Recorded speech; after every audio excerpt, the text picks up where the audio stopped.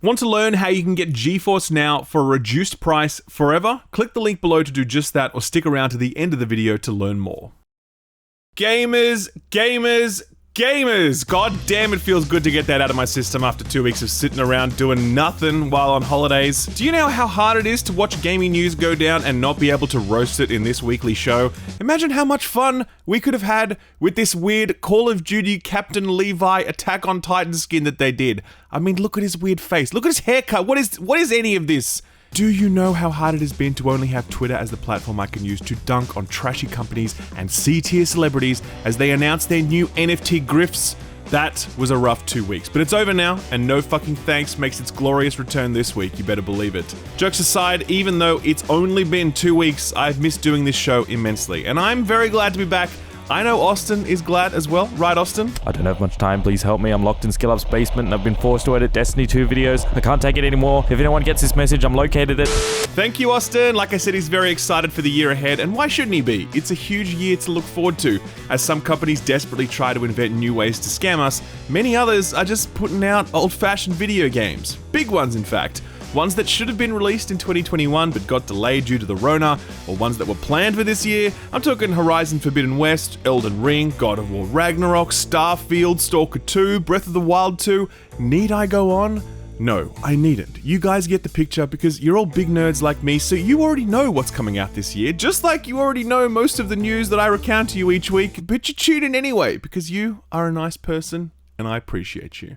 Alright, that's enough flirting. Let's get to first base, shall we? Here comes the first news block of 2022. I'm gonna start this year with some good news, and there's no better news than Final Fantasy XIV news. Last year, Square Enix had to halt the sale of the game because it was too popular. Servers were totally rammed, and not in the good silicon kind of way.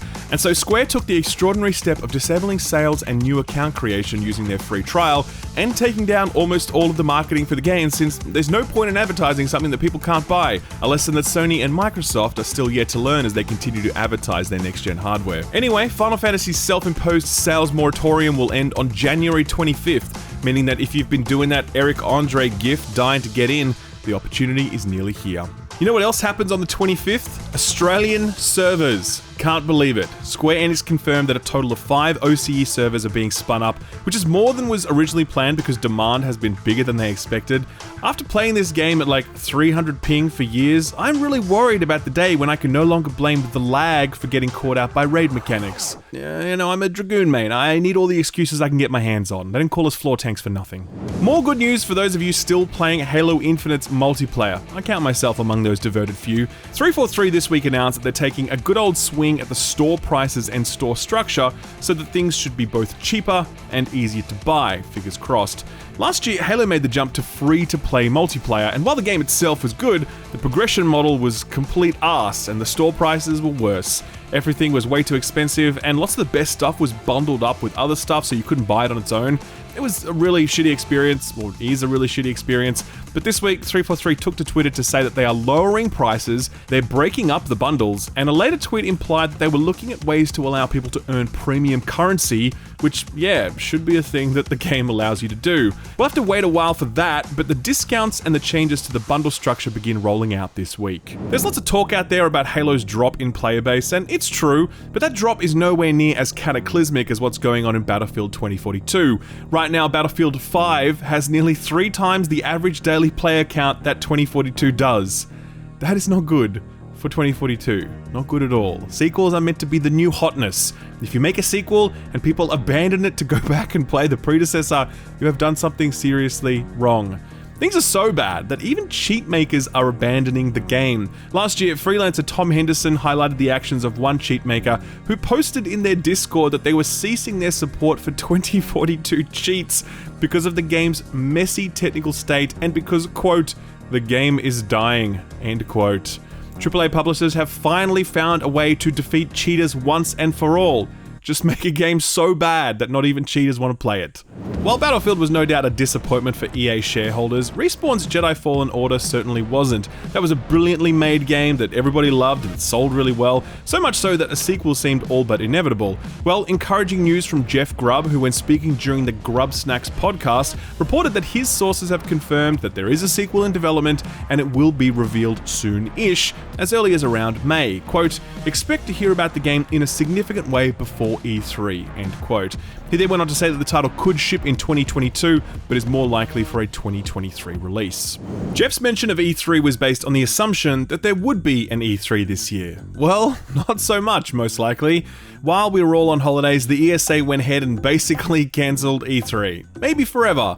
Here's the story. On January 6th, in a statement to the media, the organising body of E3, the ESA, said, quote, "Due to the ongoing health risks surrounding COVID-19 and its potential impact on the safety of exhibitors and attendees, E3 will not be held in person in 2022. We remain incredibly excited about the future of E3 and look forward to announcing more details soon," end quote.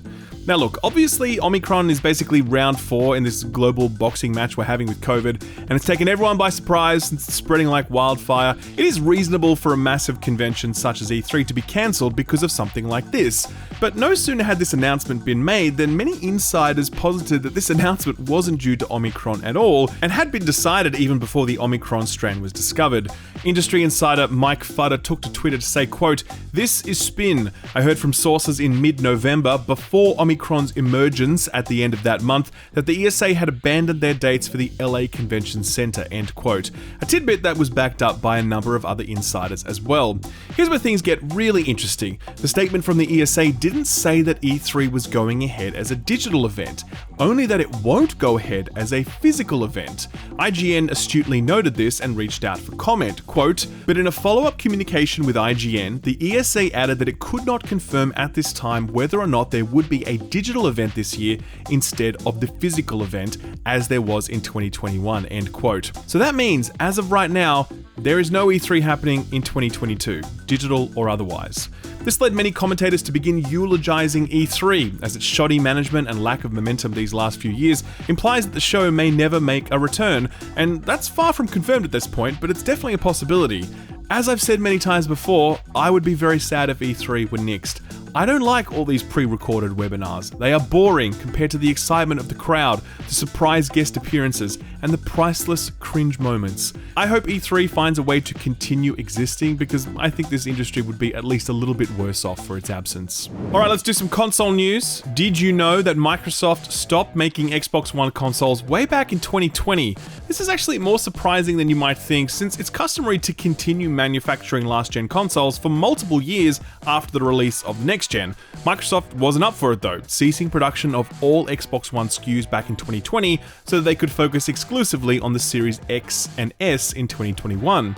That strategy sort of worked, as it's generally been easier to get hold of a Series X than a PS5, and it's been very easy to get hold of a Series S, given that overall demand for that is still pretty low. Still, Microsoft's strategy puts it on an aggressive footing going into the next gen, as they're building an install base while Sony fans are continuing to have to wait patiently for PS5 stocks to refresh. Sony do have a solution to the PS5 stock shortage crisis though.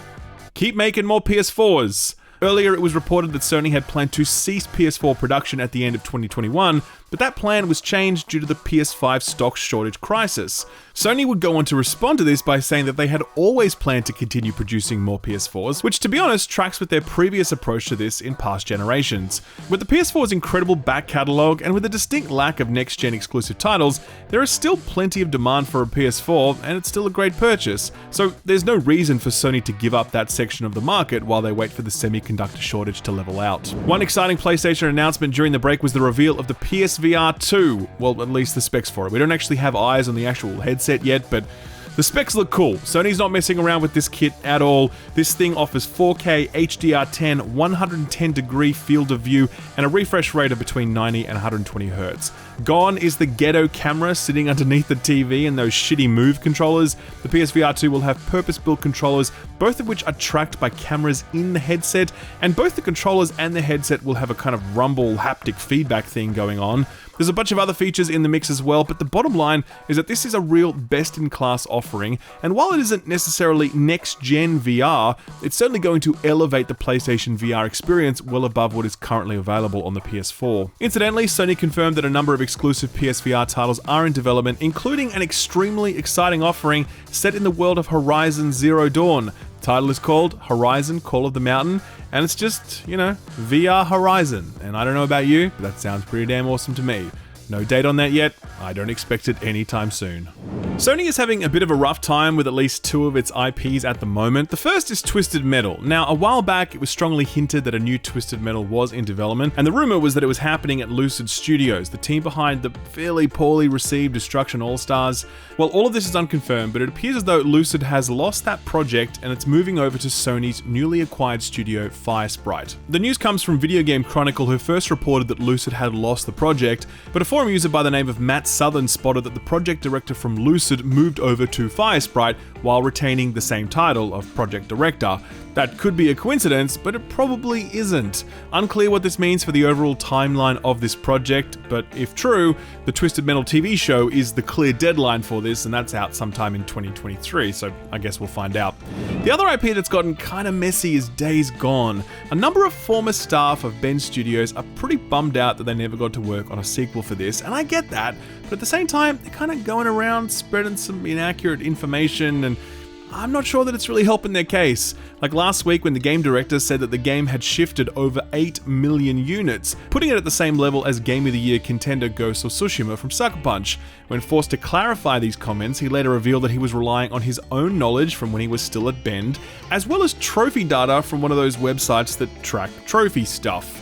Now, those numbers are going to be massively inflated by not only secondhand game sales, but also the fact that the game was a PS Plus title, giving it to millions of people for free. Other senior leaders from the game have gone on to disclose potential plot points and mechanics that would have made it into the sequel, which, I don't know, man, it just kind of feels like that information shouldn't be shared by those guys since they're not part of Bend anymore. Like, a game is a whole of studio effort, and I don't know if the whole studio would be okay with these guys sharing all this information.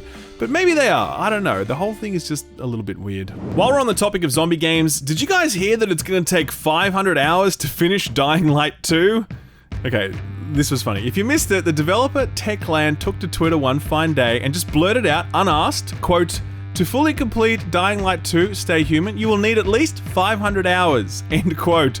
As though that was a good thing. And everyone was like, that's not the W you think it is. The follow-up tweet would clarify that the game would take around 80 hours to complete, and then another follow-up tweet said that you could beeline the main story in as few as 20 hours.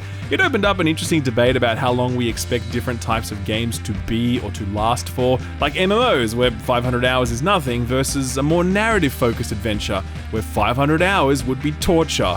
We all ended up on the same page, which is that Dying Light 2 is going to have a nice, long, meaty campaign, and then you can play it till the cows come home after that. But I particularly enjoyed this tweet from Shadow Warrior 3, who said, quote, "Shadow Warrior 3 will take 500 hours to complete 60 times," end quote. The response from Techland shows they took it in their stride. Alright, so you knew it was coming. Let's do it. Our most hated segment returns for its 2022 debut, the NFT block, or as I like to call it, no fucking thanks. This week in No Fucking Thanks, it turns out that both publishers and douche nozzle celebrities couldn't wait 5 damn minutes to start ruining 2022 with their NFT garbage. It started on New Year's Day with a message from Square Enix's CEO Yosuke Matsuda, who spent a hell of a lot of words outlining his plans to ruin video games in 2022. The crux of it was the idea that the old-fashioned play for fun notion was going the way of the dodo, clearing the decks for the new play to contribute model, which is a proxy term for play to earn game economies. His central thesis was that the blockchain and NFTs will allow people to create and monetize user-generated content, ignoring the fact that people have been doing this for literal decades without the aid of this technology. This was just a big blog post to investors that could loosely be translated to, yes, we too are planning to scam our consumers this way. Please buy more of our shares while we do that. When it comes to shitty companies ready to outright scam their consumers, there's very few top dogs more decorated than Konami, the once beloved game publisher turned shame gambling house turned industry laughingstock. Of course, they too got in on the NFT grift, announcing, wait for it, Konami Memorial NFTs. A fitting name, memorializing a time when Konami wasn't completely trash by selling nothing, just fake nothing, reminding everyone that Konami are now complete trash. By the way, they made over $150,000 selling JPEGs and GIFs to idiots, so you can see why companies do this. Depending on who you ask, the most disappointing NFT drop was from the man in the arena himself, Troy Baker. Now, if you haven't heard of him, you've certainly heard his voice, since Troy voices the likes of Pagan Min from Far Cry 4, Sam Drake in Uncharted 4, Higgs in Death Stranding, and tons more, capped off by his greatest performance, Joel from The Last of Us.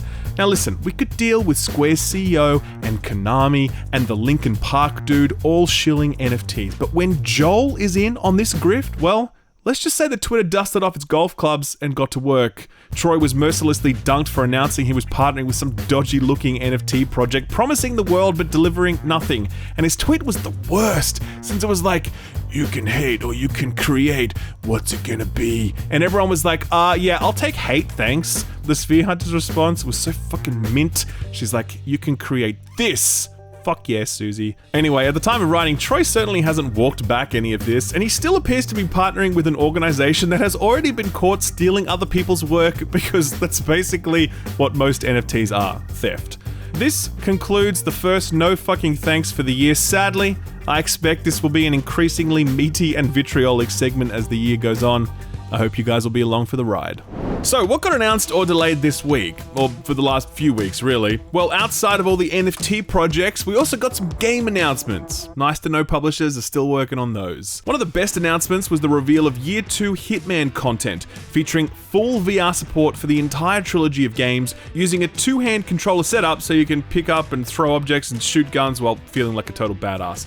That is available tomorrow for PC, so that's pretty rad. You know what else is available tomorrow? The Hitman trilogy on Game Pass, for real. The trilogy bundle is exactly what you think it is, all 3 games and all missions in one package. That is coming to Steam, since Hitman 3 was an Epic exclusive up to this point. But in addition to that, you can play it on Game Pass for both PC and Xbox.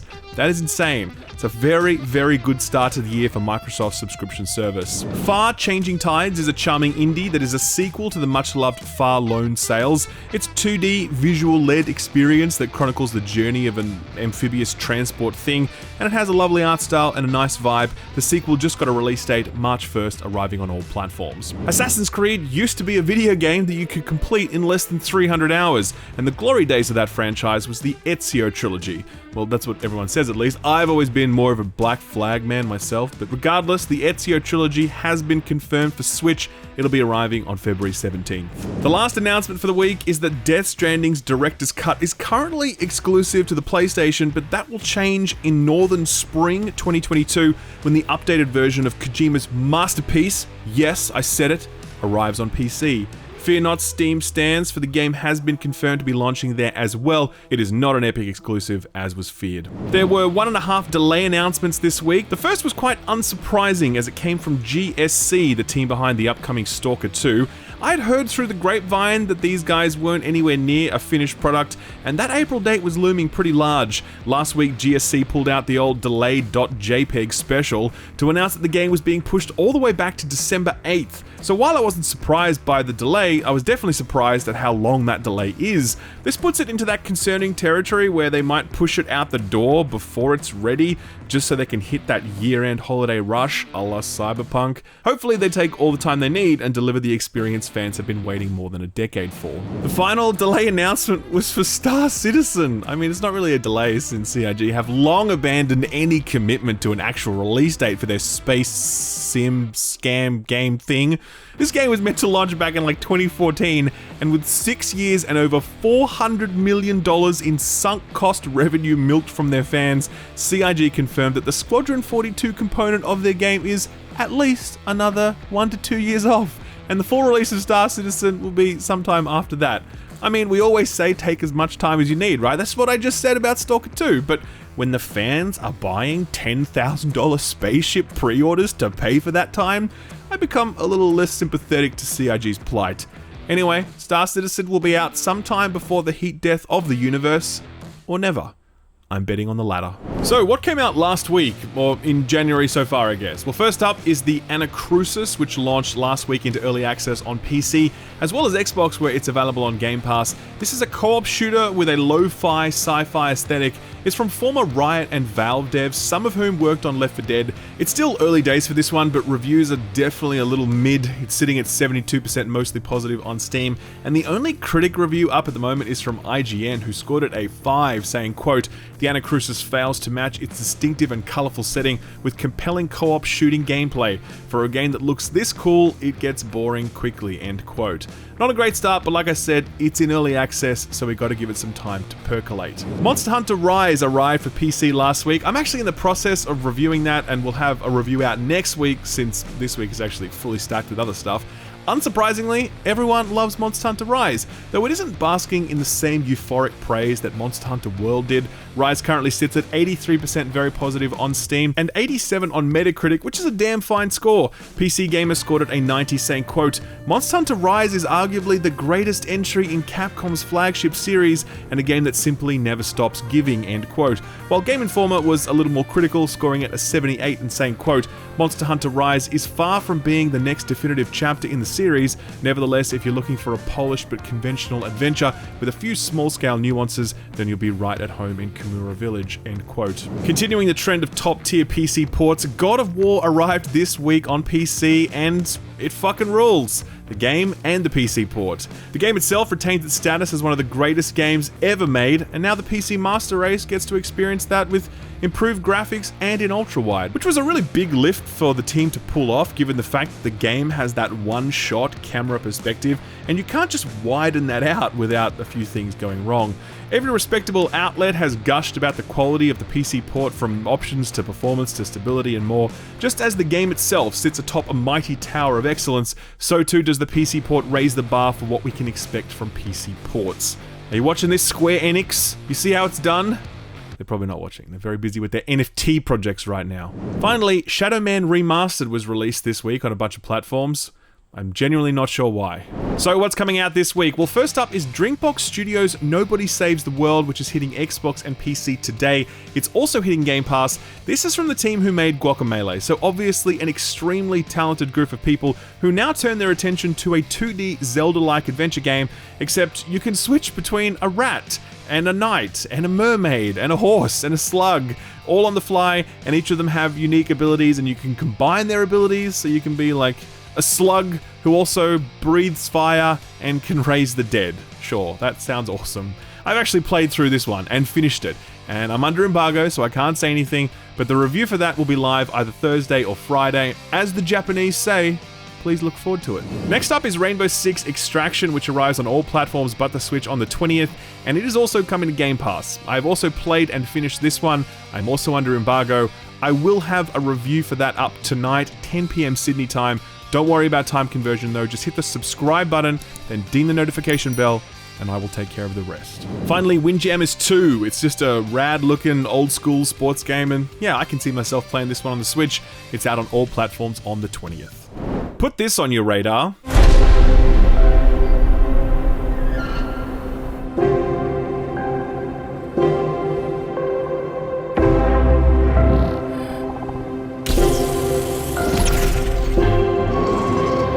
When you think about it, it's pretty stunning that for all the success of Subnautica, no other game has come close to matching it.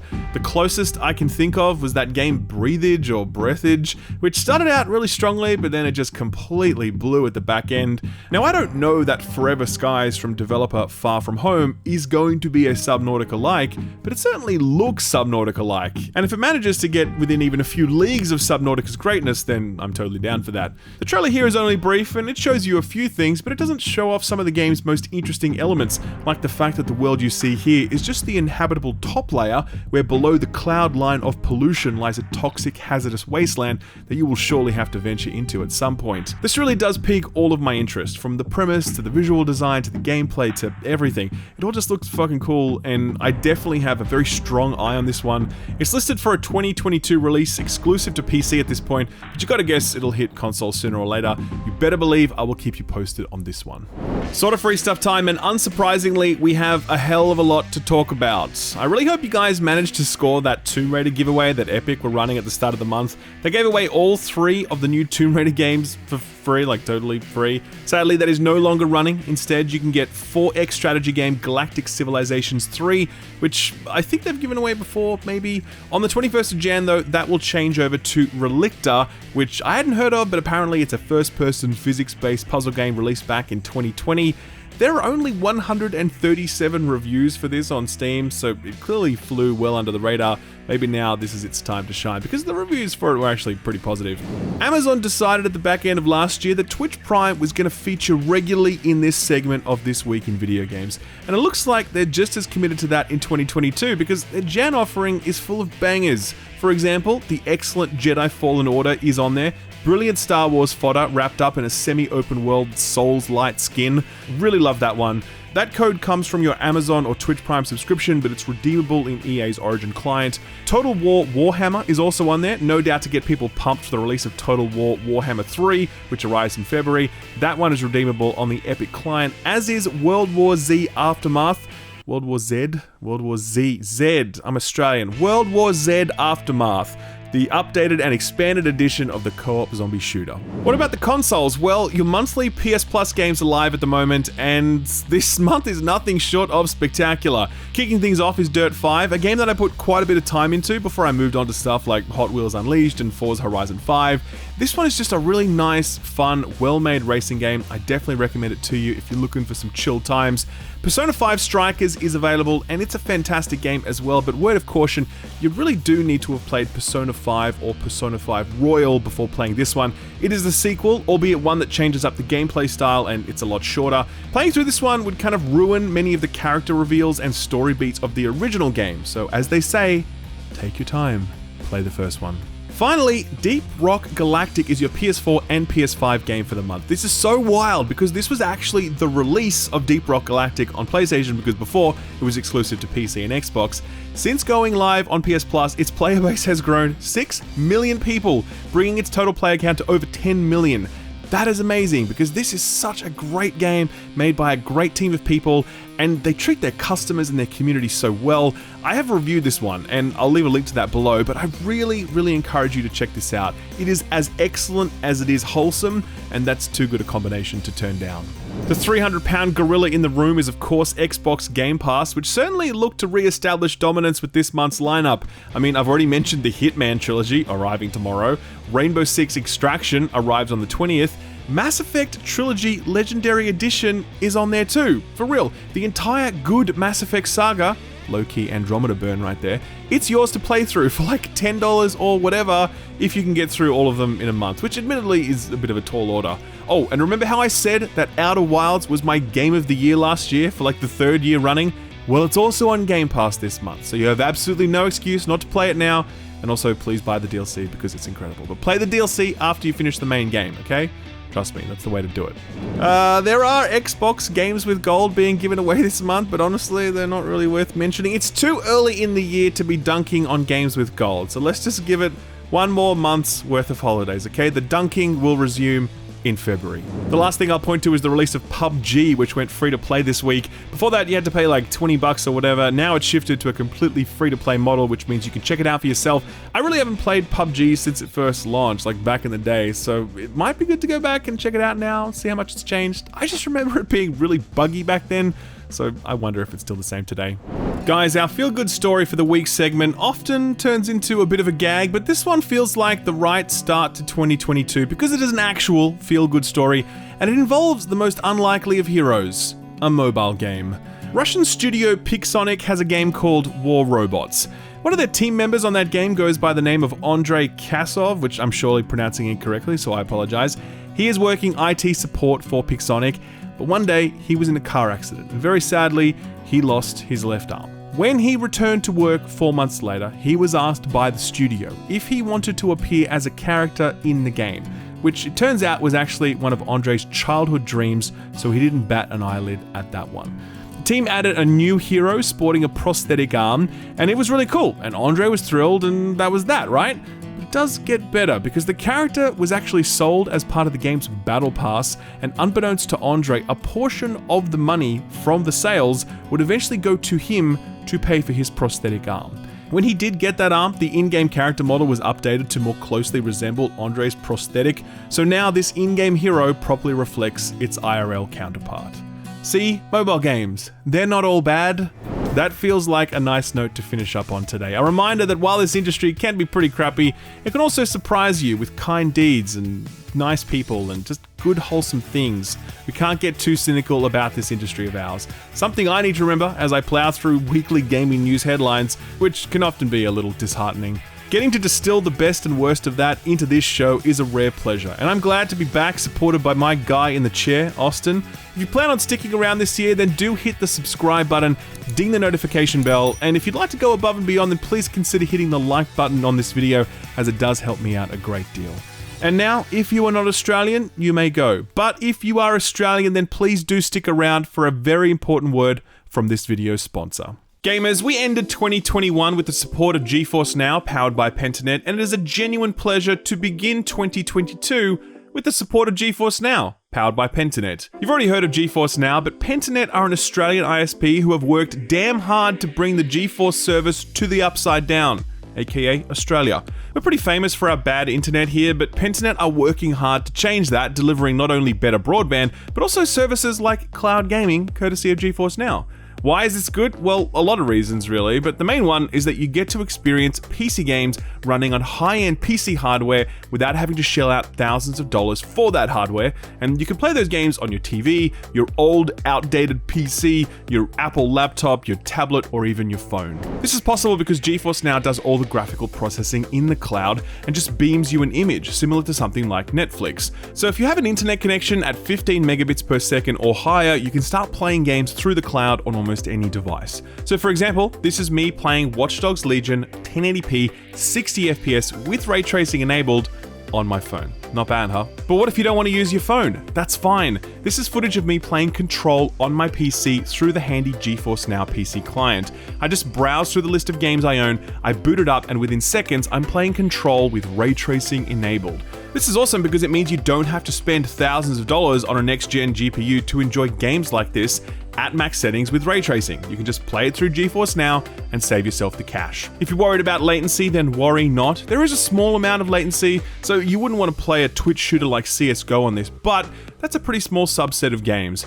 I use this to play stuff where latency doesn't really make a difference. Open world games, adventure games, puzzle or narrative driven games. For all that stuff, it's perfect, and having used the service since it was in beta, I'm constantly impressed by how smooth and responsive it feels. The thing I love most about this service, and the reason I'm recommending it to you, is that GeForce Now, powered by Pentanet, respects your existing game libraries. You don't have to buy your games twice with GeForce Now. There's over 1,000 compatible games and more are being added every week. And if you own those games on Steam or Epic or Ubisoft Connect, then you can play them on either your local hardware or through GeForce Now. It's entirely up to you. Here's the craziest part. Pentanet are currently selling a founder's plan to GeForce Now, where if you subscribe, it locks in the discount for the lifetime of your subscription. So when the price goes up in the future, you'll be laughing because you can spend those extra dollars bulking out your game library instead. Give it a try and you can see for yourself how many games are available, how easy it is to load it up and start playing games in your library, how smooth and reliable the connection is, all of it. I would love it if you guys did me a solid and clicked the link, signed up and checked it out, not only because that would make Papa Nvidia very happy, but also because I really think there's value in this for you if you want to play games on the go, if you want to be able to keep playing when you're rudely kicked off the TV, or if you want to play PC exclusive games but you don't want to shell out the dosh for a PC. You can try it for free, or you can sign up for a priority subscription to secure your founder's price, and your founder's price will actually be locked in for the full lifetime of your subscription, so it's a great time to sign up. The link is below. Like I said, it's free, nothing to lose, so give it a click, sign up. Thanks GeForce Now, powered by Pentanet, for sponsoring the video, and thank you for watching it.